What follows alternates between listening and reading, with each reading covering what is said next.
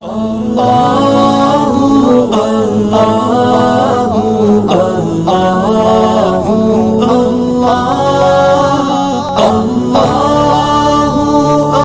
বিল্লাহি মিনাশ শাইতানির রাজিম। বিসমিল্লাহির রাহমানির রহিম। আসসালামু আলাইকুম ওয়া রাহমাতুল্লাহি ওয়া বারাকাতুহু। সম্মানিত দিনী ভাই ও বোনেরা, আজকে আপনাদের সামনে যে বিষয়টি নিয়ে আলোচনা করব, বিষয়টি খুবই গুরুত্বপূর্ণ একটি বিষয়। বিষয়টা হচ্ছে মেয়েদের সাথে ভালো ব্যবহার করা বা স্ত্রীদের সাথে ভালো ব্যবহার করা। সম্মানিত দিনী ভাই, এ ব্যাপারে মহান আল্লাহ সুবহানাহু তাআলা সূরা আন-নিসার 19 নম্বর আয়াতে বলেন, স্ত্রীদের সাথে তোমরা মিলেমিশে ভালোভাবে জীবনযাপন করো। মহান আল্লাহ তাআলা সূরা আন-নিসার 129 নম্বর আয়াতে বলেন, স্ত্রীদের মধ্যে সম্পূর্ণরূপে সুবিচার বজায় রাখা তোমাদের জন্য অসাধ্য। অন্তর দিয়ে চাইলেও তোমরা তা করতে সক্ষম হবে না। অতএব একজন স্ত্রীকে একদিকে ঝুলিয়ে রেখে অন্যজনের দিকে একেবারে ঝুঁকে পড়বে না। নিজেদের কাজকর্ম তোমরা যদি সঠিকভাবে সম্পন্ন করো এবং আল্লাহকে ভয় করো, তবে আল্লাহ তো ক্ষমাশীল ও দয়ালু। এ ব্যাপারে সহিহুল বুখারী হাদিস নাম্বার 3331, মুসলিম শরীফের হাদিস নাম্বার 1468, আবু হুরায়রা রাদিয়াল্লাহু আনহু হতে বর্ণিত, তিনি বলেন, রাসূল সাল্লাল্লাহু আলাইহি ওয়াসাল্লাম বলেছেন, আমার নিকট হতে তোমরা নারীদের সাথে উত্তম ব্যবহার করা শিখো, কারণ নারীদেরকে সৃষ্টি করা হয়েছে পাঁজরের বাঁকা হাড় থেকে। পাঁজরের হাড়গুলোর মধ্যে উপরের হাড়টা সর্বাপেক্ষা বাঁকা। অতএব তুমি যদি সে হাড় সোজা করতে চেষ্টা করো, তবে তা ভেঙে যাওয়ার সম্ভাবনা রয়েছে। আর যদি তা ফেলে রাখো, তবে তা বাঁকাই থাকবে। অতএব মহিলাদের সাথে তোমরা উত্তম ব্যবহার করো। হাদিসটি ইমাম বুখারী ও ইমাম মুসলিম বর্ণনা করেছেন।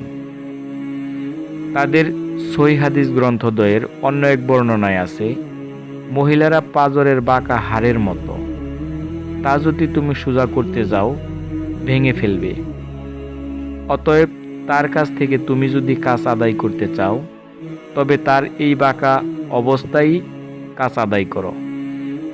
মুসলিমের অন্য এক বর্ণনায় আছে, পাঁজরের বাঁকা হাড় থেকে মহিলাদেরকে সৃষ্টি করা হয়েছে। তোমার জন্য সে কখনো এবং কিছুতেই সোজা হবে না। তার কাছ থেকে তুমি যদি কাজ আদায় করতে চাও, তবে এই বাঁকা অবস্থায় কাজ আদায় করো। আর যদি সোজা করতে যাও, তবে ভেঙে ফেলবে। ভাঙার অর্থ হলো তাকে তালাক প্রদান করা। সম্মানিত দিনী ভাই, এ ব্যাপারে সহিহুল মুসলিমের আরও একটি হাদিসটি আবু হুরায়রা রাদিয়াল্লাহু আনহু হতে বর্ণিত। তিনি বলেন, রাসূল সাল্লাল্লাহু আলাইহি ওয়াসাল্লাম বলেছেন, কোনো মুসলিম নারীর প্রতি কোনো মুসলিম পুরুষের যেন হিংসা, বিদ্বেষ ও শত্রুতা পোষণ না করে, কারণ তার কোনো একটি দিক মন্দ লাগলেও তার অপর একটি দিক পছন্দ হবে। তার সমস্যা থাকলেও গুণ আছে, অথবা তিনি অন্য কোনো দিক হয়তো ভালো। সম্মানিত দিনী ভাই, এ ব্যাপারে আরও একটি হাদিস সহিহ ইবনে মাজাহ হাদিস নাম্বার 1502, ওমর ইবনুল আহওয়াস আল জুশামি রাদিয়াল্লাহু আনহু হতে বর্ণিত আছে। তিনি বলেন, তিনি বিদায় হজের খুতবায় নবী সাল্লাল্লাহু আলাইহি সাল্লামকে বলতে শুনেছেন। তিনি আল্লাহর প্রশংসা ও গুণগান করলেন, লোকদেরকে ওয়াজ নসিহত করলেন এবং বললেন, তোমরা নারীদের প্রতি সদ্ব্যবহার করো, কারণ তারা তোমাদের তত্ত্বাবধানে রয়েছে। তাদের নিকট থেকে তোমরা সুযোগ সুবিধা লাভ, মিলন ও সংসারের দেখাশোনা ব্যতীত অন্য কিছুই মালিক নও। কিন্তু হ্যাঁ, তারা যদি প্রকাশ্যে অশ্লীল কাজে লিপ্ত হয়, তারা যদি এমন কাজ করে, তাহলে তাদেরকে তোমরা বিছানা থেকে আলাদা করে দাও এবং তাদেরকে প্রহার করো, কিন্তু কঠোরভাবে নয়। তারা যদি তোমাদের অনুগত হয়ে যায়, তবে তোমাদের জন্য বিকল্প পথের খোঁজ করার কোনো দরকার নেই। সাবধান, তোমাদের স্ত্রীর প্রতি যেমন তোমাদের অধিকার রয়েছে, তোমাদের উপর তাদেরও তেমনি অধিকার রয়েছে। তাদের উপর তোমাদের অধিকার হলো তোমাদের অপছন্দনীয় লোকদের দ্বারা তারা তোমাদের বিছানায় কলঙ্কিত করবে না এবং তোমাদের বাড়িতে তাদের প্রবেশেরও অনুমতি দিবে না। তোমাদের উপর তাদের অধিকার হলো তোমরা তাদের খাওয়া পড়া ভালোভাবে ব্যবস্থা করো। সম্মানিত দিনী ভাই ও বোনেরা, আমরা যেন কখনোই আমাদের স্ত্রীদের সাথে খারাপ ব্যবহার না করি, তাদের কথায় কথায় অকাঠ্য ভাষায় গালিগালাজ না করি।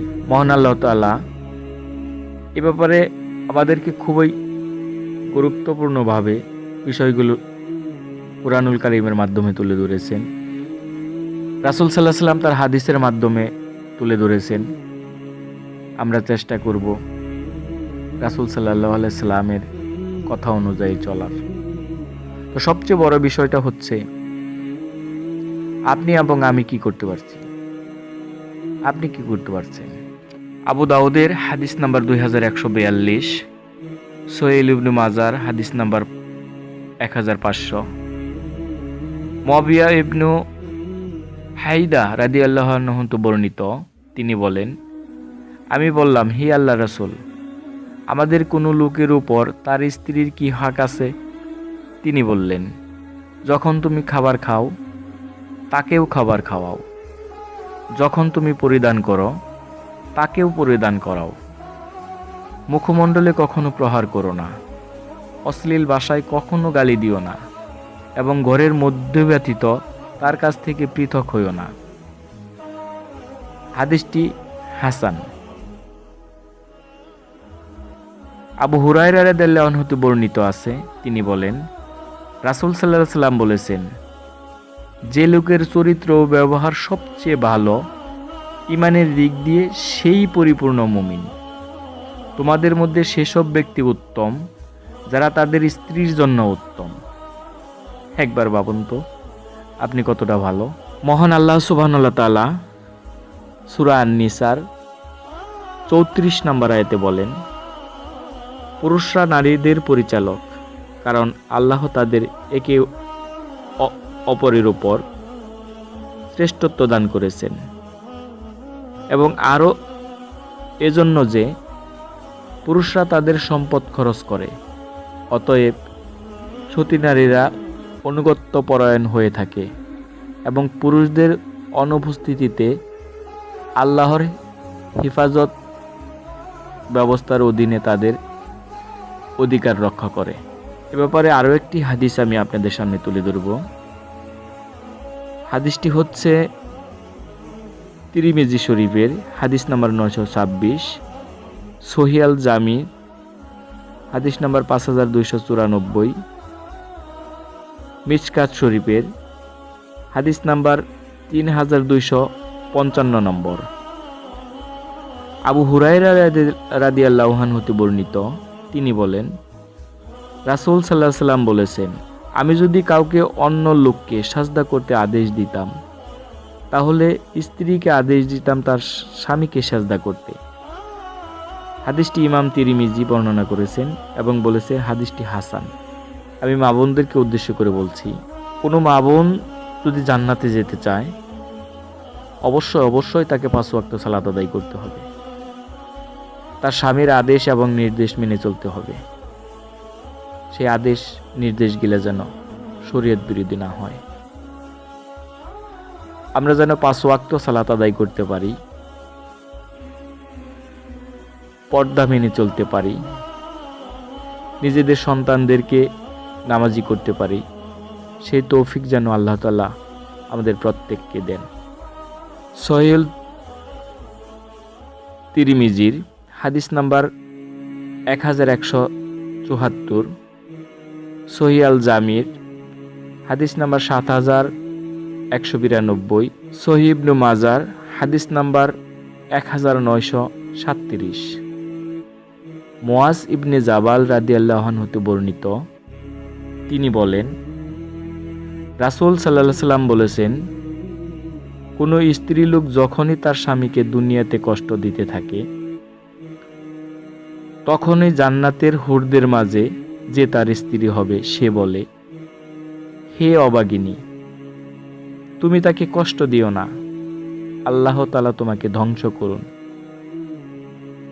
তোমার নিকট তিনি মেহমান, খুব শীঘ্রই তোমাকে ছেড়ে তিনি আমাদের নিকট চলে আসবেন। হাদিসটি ইমাম তিরমিজি উদ্ধৃতি করেছেন এবং বলেছেন এটি হাসান। মহান আল্লাহ তাআলা সূরা তালাকের 7 নম্বর আয়াতে বলেন, নিজের সচ্ছলতা অনুযায়ী সচ্ছল লোক খরচের ভার বহন করবে, আর যাকে স্বল্প রিজিক দেয়া হয়েছে সে তার সেই সম্পদ থেকে খরচ করবে যা আল্লাহ তাআলা তাকে দিয়েছে। আল্লাহ যাকে যতটা দিয়েছে তার অধিকার খরচ করার দায়িত্ব তার উপরে তিনি চাপিয়ে দেন না।